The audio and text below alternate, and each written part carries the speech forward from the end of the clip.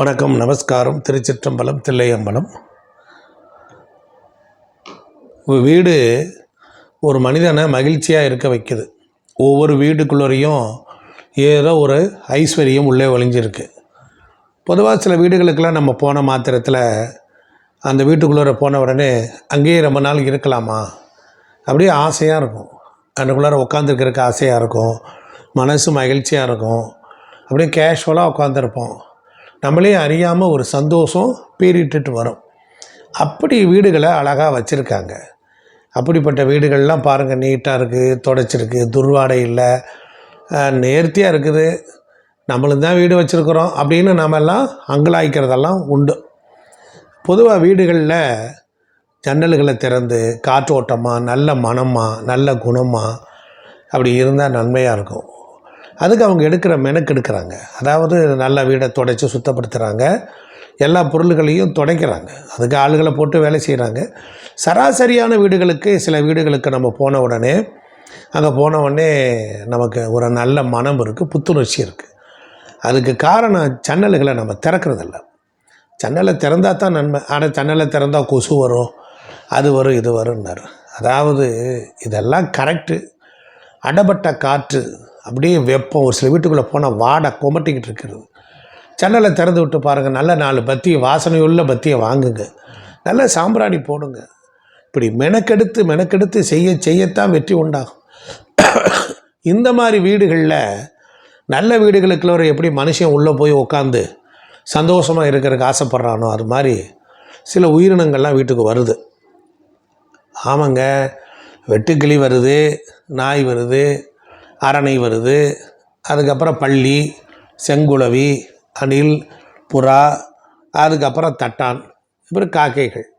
இப்படி மனிதர்களோடு சுற்றியில் இருக்கக்கூடிய இந்த உயிரினங்கள் வந்தால் எதுங்க நன்மை அப்படின்னு பார்த்தா, பச்சை பசேர்னு இருக்கக்கூடிய ஒரு வீட்டுக்குள்ளேயே வருது, ஜம்ப் பண்ணி வீட்டுக்குள்ளே வருது, நம்ம தோளில் உட்காந்துக்குது, அங்கே உட்காந்துக்குது. அதை பார்த்தாலே பணம் வருங்கிற நம்பிக்கையை விதைச்சிருக்காங்க. கண்டிப்பாக பணமும் வரும். நாய் நம்ம வீட்டுக்கு முன்னால் வருது, நிற்குது அப்படின்னா கந்திஷ்டி விலகும். ஆமாம். அதே போல் அரணைங்கிறது பார்த்துருப்பீங்க. அதை பார்த்தீங்கன்னா வராத கடன் எல்லாம் அது வசூலாகும். பள்ளி சவுண்டு கொடுக்குது அப்படின்னா குலதெய்வ அருள் இருந்தால்தான் பள்ளி வரும். செங்குளவி, அது ரொம்ப மகிழ்ச்சியாக இருக்கும், அதோட சவுண்டோடு வரும். நாம் பள்ளி செங்குளவி வருது அப்படின்னா துண்டை எடுத்துகிட்டு துணி எடுத்து முறிக்க அதை அடித்து கொல்லத்தான் பார்க்குறோம். அணில்கள் பெரும்பாலும் வராது, வீட்டுக்குள்ளே வராது. சாப்பாடு எடுக்குது அப்படின்னா சிக்கல் இல்லாத குடும்பமாக இருக்கணும், இல்லைன்னா நமக்கு சிக்கல்கள் தீரப்போகுதுன்னு அர்த்தம். புறா வந்தால் நன்மையானார். வெளியில் போகுது அப்படின்னா பணத்திற்கு பஞ்சம் இல்லை.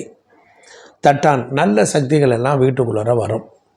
காக்கைகள் வருது, காக்கைகள் கரையுது அப்படின்னா அது ஏதோ ஒன்று சொல்ல போகுதுன்னு அர்த்தம். அதனால் நித்தம் உணவு வைத்தல் காக்கைகளுக்கு, பிராணிகளுக்கு. இப்போ நாம் போய் யாருக்கும் இப்போது தான தர்மம் பண்ண முடியல, எல்லாருக்கும் ட்ரெஸ் எடுத்து கொடுக்க முடியுமா? முடியாது. அதனால் நம்ம சுற்றிலும் இருக்கக்கூடிய இந்த உயிரினங்களுக்கு நாம் ஒரு சாப்பாடு வைக்கலாம், தண்ணீர் வைக்கலாம். அதெல்லாம் வச்சுக்கிட்ட போது எந்த வீட்டில் ஒரு குருவி கூடு கட்டுது, இல்லை ஒரு கூடு கட்டுற இடத்துல மைனா வருது அப்படின்னா சிக்கல் இல்லாத மனிதர்கள், பாதுகாப்பான இடம் அப்படின்னு தெரியுது. இவங்களால நமக்கு எந்த தொந்தரவும் வராது அப்படின்னு தெரிஞ்சு தான் அந்த குருவிகள் கூடு கட்டுது. இதெல்லாம் இருக்குது. அசிங்கமாகவே அழகாகவே இல்லை, மகிழ்ச்சி சார், மகிழ்ச்சி, சந்தோஷம். அழகாக இருந்து பிரயோஜனம் இல்லை. அந்த இடத்தில் ஒரு கூடு இருக்கு, அசிங்கமாக இருந்தாலும் 2 உயிரினங்கள் காதல் கொண்டு மையல் கொண்டு, இப்போ உங்கள் பிள்ளைக்கு கல்யாணம் பண்ணி முடித்து அது பொண்ணு மருமக மாசமாக இருந்து குழந்தை பிறந்து குழந்தை குடும்பத்தோடு இருக்கிற வீடுகளை போய் பாருங்கள். அது ஒரு பரபரப்பு, அது ஒரு சந்தோஷம், மகிழ்ச்சியாக இருக்குது. அதுதான் புத்திர பேர், இன்பம். அதனால் திருமணம் போல் அதுபோல் பறவைகளும் நம்ம எங்கே பாதுகாப்பாக இருப்போம், நம்ம பிள்ளைகளுக்கு எந்த இடைஞ்சல வரக்கூடாதுங்கிற மாதிரி எந்த வீட்டில் இம்சை இல்லாமல் பிறருக்கு துன்பம் தராத நல்ல மனிதர்கள் வாழக்கூடிய வீடுகளில் இவைகள் எல்லாம் உள்ளே வருது. கண்டிப்பாக நீங்கள் உங்கள் வீட்டில் கூடு கட்டுது அப்படின்னா தான் சரி. ஒரு இடத்துல நம்ம நடமாட்டம் இல்லை அப்படின்னா ஒரு இது மாதிரி கூடு கட்டுது, குளவி கூடு கட்டுது, மண் வச்சுருக்கு, அதை கொண்டுட்டு அது குஞ்செல்லாம் பொரிக்காது. அது வந்து ஒரு புழுவை கொண்டுட்டு வந்து வச்சு கத்துன்னு கத்தி அதை குளவியாக மாற்றிடும். அப்படி நினைக்கும் போது அதுவும் நன்மையாக தான் இருக்குது. பட் இருந்தாலும் நம்ம வீடுகளை கொஞ்சம் சுத்தமாக வச்சுக்கும் போது நல்லது உண்டாகும். நம்மை சுற்றிலும் இருக்கக்கூடிய எந்த பிராணிகள் வந்தால் கண்டிப்பாக நமக்கு நன்மை. ஏன்னா அதெல்லாம் அது என் வீடுன்னு நினச்சி வருது. கடவுள் சொல்கிறார், யார் வீட்டுக்கு போக போகிறீங்க அப்படின்னா, குப்சாமி வீட்டுக்கு போ, கன்சாமி வீட்டுக்கு போ அப்படின்னு தான் சொல்கிற மாதிரி இருக்கும். அதுபோல் இந்த மாதிரி உயிரினங்கள் நாம் பார்த்தாலும் நமக்கு துன்பம் தராது. அதனால் பெரும்பாலும் நீங்கள் ஒரு நாய்க்கு சாப்பாடு கொடுத்துட்டு போகிறீங்க, ஒரு பிஸ்கட் பாக்கெட் வாங்கி கொடுக்குறீங்க, வாக்கிங் போகும்போது கொடுக்குறீங்கன்னா, கண்டிப்பாக உங்கள் வம்சத்தில் யாரும் நாய் கடிக்க மாட்டாங்க. நாய் கடிக்காது, நாய் வரட்டிட்டு வராது. காரணம் என்னென்னா, நேசிக்கிறவன் அப்படிங்கிற வாடை நமக்கு இருக்கும்போது அவைகளும் உணர்ந்து கொள்ளும், நம்ம இனத்திற்கு இவர் பாதுகாவலராக இருக்கார், உணவு கொடுக்குறாரு, உபசரிக்கிறாரு அப்படின்னு அர்த்தம்.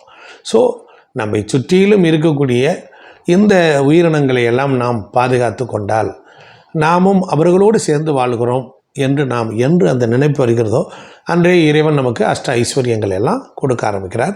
அதனால் நான் சொன்ன இந்த பலனை உங்களுக்கு கண்டிப்பாக நன்மையை தரும்.